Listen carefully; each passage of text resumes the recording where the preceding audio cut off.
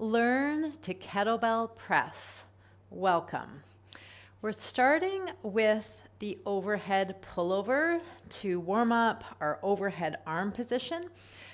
I'll show you with a kettlebell, but if your kettlebell is fairly heavy, even the 13-pound, 6 kg kettlebell could be too much for this if it's new to you. So use a stick or a water bottle or even just a sweater to bring up and over your head. So I'll show you with the kettlebell. I'm in this wide leg position, scooping up the kettlebell handle with my two thumbs, clasping my hands around the kettlebell.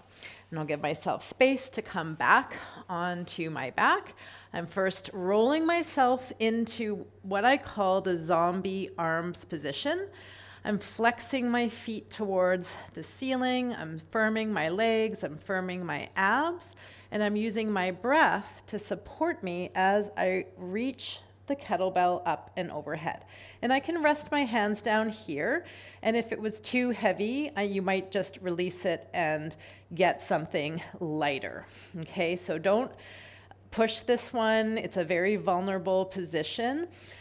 We just want to get ourselves a little bit of stimulus. And we want to also recruit our abs as we lift the kettlebell up back towards the zombie arm position. So if that went well, repeat that about 6 or 8 times, inhaling and exhaling, just warming up that overhead arm position, noticing your breath. Don't worry about how you're breathing, just use your breath. And feel how that overhead arm position feels. We want straight elbows. And again, we really want to use our entire body as a unit to support that overhead movement. So you're really feeling your plank position here, your abs, your glutes are squeezing as you lift the kettlebell back up to the zombie arm position. Do that a couple more times. You're lying on your back, you're inhaling, and I'd recommend exhaling as you lift and exhaling as you lower. Just feeling that out for yourself, noticing. And again, you want it to give you some feedback, but nothing too crazy if this is the first time you've done this. On the last one, you'll use some momentum to sit all the way up. We want to go straight up, no twists or turns, just use momentum to get yourself back up to what I call the ragdoll position. So that should be a nice mobilizer for your shoulders. Let's do a couple of shoulder cars, controlled articular rotations. You can be in tall kneeling position or in this position I'm in. Reach your arms up towards the ceiling, your fingertips up towards the ceiling. Then flip your palm to the side wall and pretend you're wiping the wall beside you without rotating your body. Bring your arm behind you, bend your elbow up your back, just a little bit, any amount, and then unravel that circle. Reach up and bring the arm down. Do that with the other side. You're reaching your fingertips up towards the ceiling, flipping the palm to the side wall as though you're wiping the wall, and keep spinning the thumb in, internally rotating your shoulder, bend your elbow up the back. Unravel the circle, reach up, and bring your arms down. Shake that out. Okay, so repeat that a couple of times, experimenting with a stick, anything that you can find. A dumbbell is fine. If you cup your hands over the dumbbell, go up and overhead to mobilize that overhead arm position, but also to remind yourself that your core is connected to your overhead arm position. So we can't press our arms up overhead without the support of our core, especially if we're using a kettlebell. Now we'll learn to press. So you've learned the clean, and we'll now overhead press the kettlebell up and overhead. So let's use something light at first. You could use even that same light kettlebell. Clean it to your shoulder. So I'll show that again. Your hike passing it back, you're zipping it into your shoulder, hugging it in to the front rack position. From here, you press up and overhead. And as you press up, you'll feel your arm naturally turn outwards. So your palm is now facing forwards. And that kettlebell just hangs in the palm of your hand. I'm going to show you with my open hand so that you can see more clearly. As I pass my forehead, I'm bringing the kettlebell, my palm, towards me, and then rotating in. So it's a rotation in and a rotation up and overhead. And as you do that, notice your torso, notice your low back. We want that same sensation we felt on the floor in that overhead pullover. Pull your kettlebell down to the front rack position and then up and overhead. So just a straight line up and overhead, you're pulling down, and then we clean and park to the floor. You'll get lots of practice with this. Let's go to the other side, hike back, zip in. I like to step my feet in when I overhead press. I go up and overhead, feel where your rib cage is, your postural line, and then rotate in just a bit as you pull in down to your shoulder. It's very ergonomic. It should feel fairly natural, and you can make it your own. If there's any reason that you need to do it a little bit differently, no problem. You're just trying to put heavy weight up and over your head and pull it down to your shoulder to rest it here and recruit your shoulders. Try that maybe one more time, up and overhead, pull down, hike back, and park to the floor. So even with a light kettlebell, that should give you some good information. And as you build up your strength and recruit your shoulders, your core, you'll want to progress gradually with this one. If you have any kind of neck stuff or anything like that, just go light and increase it gradually week by week. So let's try maybe a heavier kettlebell now. We're going to do 5 cleans and presses overhead. And we will practice the clean as well, so that you get practice doing clean and press, because it's often the sequence that we use to press kettlebells. And it's nice because you get a little rest in between each one. So you can follow along with me here now, getting into your tripod stance, hinge at the hips, pull the kettlebell back towards you, pack your shoulders. And here we go. We hike back, zip in, and now we press up and overhead. And I'll show you what I like to do with my feet. So I pull down, and then I widen my feet to clean. I pull up, and then I press. That's 2. Pull down, hike back, zip in, press up for 3. Pull down, hike back, zip in, press up for 4, pretending you're crushing a water bottle with that opposite hand. Inhale, clean, press up and overhead for 5. Pull down, hike back, and park to the floor.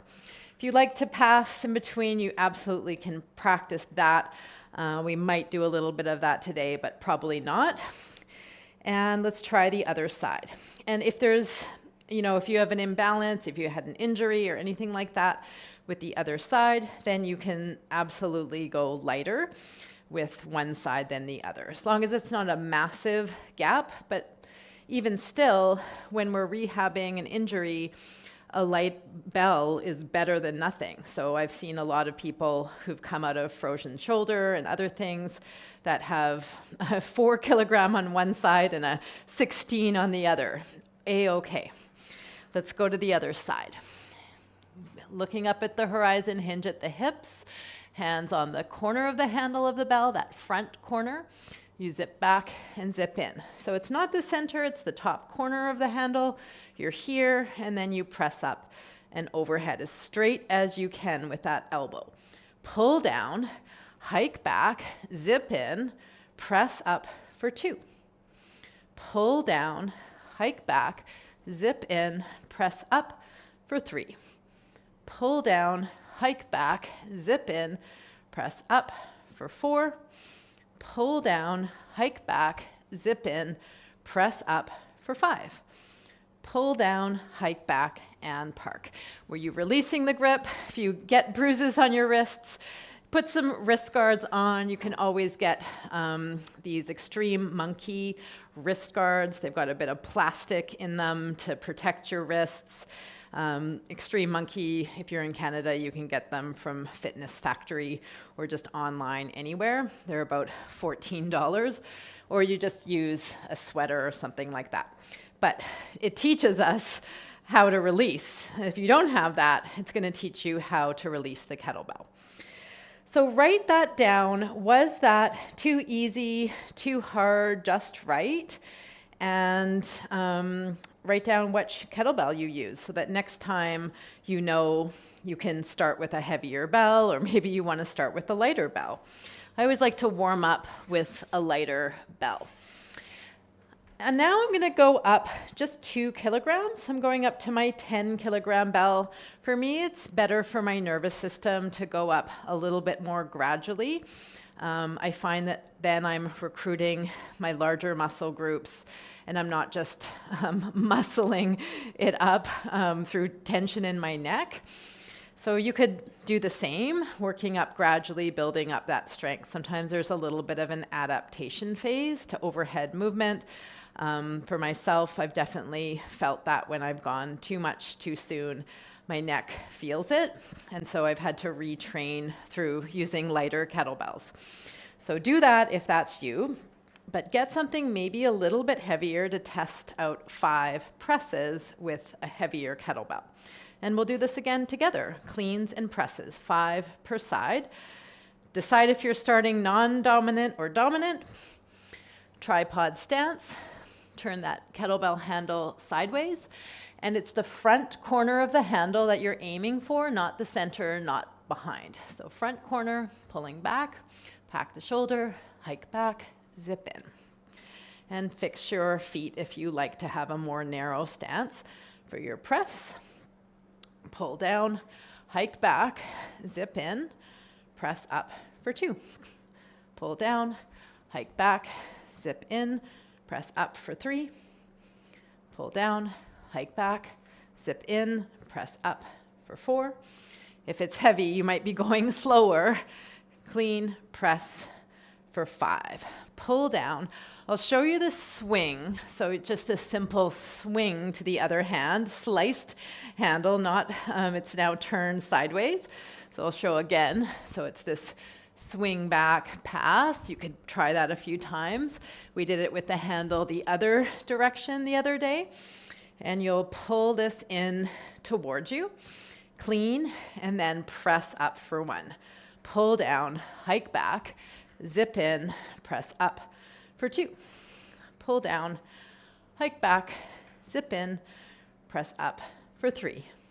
Pull down, hike back, zip in, press up for 4. Pull down, hike back, press in, zip in, press up for 5. And then you'll feel that lockout. It's good to feel this overhead position and notice if it is nice and light or a decent weight, it will mobilize your shoulder. Clean and park that down to the floor when you're ready. But it also teaches you that you can hold a whole lot of weight up and overhead. It's getting it first to your shoulder and then through this pathway. So take a moment to shake that off. And we'll try one last set with an even heavier kettlebell or with the same one or maybe even a lighter one. Perhaps for this last one, I might show you a bottoms up press, which is a really great way to train the overhead position. Doesn't teach us the clean as well, but I think it's a really nice way to end off this press session for today. And just good to have in your repertoire, your wheelhouse. Again, when you're maybe rehabbing an overhead arm position, it's a really nice way to retrain. I certainly have used it myself on my left side. So for the bottoms up, so you can either practice a heavier kettlebell this final round, and lift with a heavier one, or you could follow me with this bottoms up. It's a lot of grip, clean and press. And we will try to clean it each time. It'll be a bit different than the traditional clean. So let's get set up. Tripod stance. Choose the bell that's in front of you, or place the bell that you've chosen in front of you. Hinge at the hips. Pull that kettlebell back, and this is going to be a bit different if you're doing it bottoms up. We'll zip it back, and then it goes straight into this bottoms up position. I'm going to hit my microphone with it. You'll pull in. So you can't pull it in quite as much as you might with the regular clean, and you might have to kind of guide it with your hands. So then we press it up and overhead, pull it down, hike it back into the bottoms up position, up and overhead for 2, pull down, hike back, zip in, press up for 3, pull down, hike back, zip in, press up for 4, pull down, hike back, zip in, press up for 5, and maybe hold it there if you've got it. Pull down, hike back, and park to the floor. It's a lot of grip, but for me, again, with that neck stuff, it feels like a nice way to end off the session today. Traditionally, we'd try to go a bit heavier in the final set, so you can definitely try that as you practice this clean and press work, and repeat this video. Okay, let's go again on the other side. Second side, non-dominant side, grip and press. Pull down, I'll show you from the side, hike back, zip in. So it's a little bit different, it does cast out a bit. We hike it back, it's just a little kind of C swing. 3, pull in, hike back. Here's 4, pull down, hike back, zip in. Here's 5, hold it if you can. Feel that bottoms up grip. Hopefully you can see the top of my bell here. Pull in, hike back, and park to the floor. How did that go? Write that down. You might want to try that. You might want to warm up with that one and then progress to heavier as you go. But 3 sets of 5 is a good amount, and it'll help you learn which kettlebell is a good working kettlebell for you as you progress to the Deep 6 workout, which is in the play section. Once you've learned all of your kettlebell skills, you'll put it all together in a neat and tidy workout that is super fun and challenging, and then we combine all of the skills. So let's shake this out. Take a moment. Let's bring our hands behind our back, fists together, just shoulders down the back, just taking a moment for our posture. Big inhale, full exhale.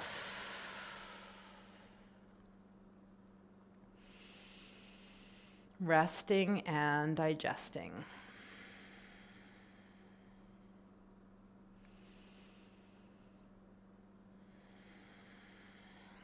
And again, we have a little bit of extra time. If you've got an extra moment, you might want to come to the floor and put your legs up the wall or onto a box in the static back, Egoscue static back. I'm craving legs up the wall. So just let it go wherever you are.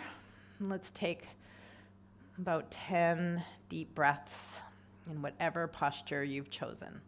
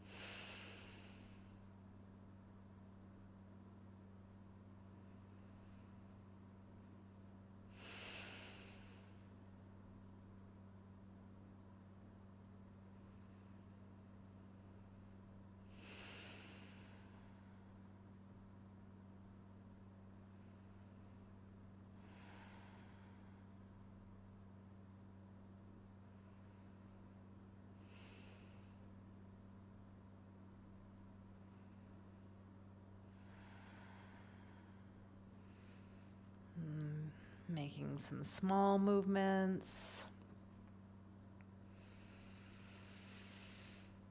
turning smaller movements into larger movements.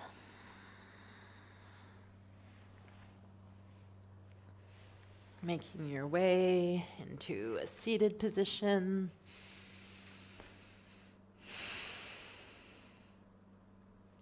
And just observing how you feel.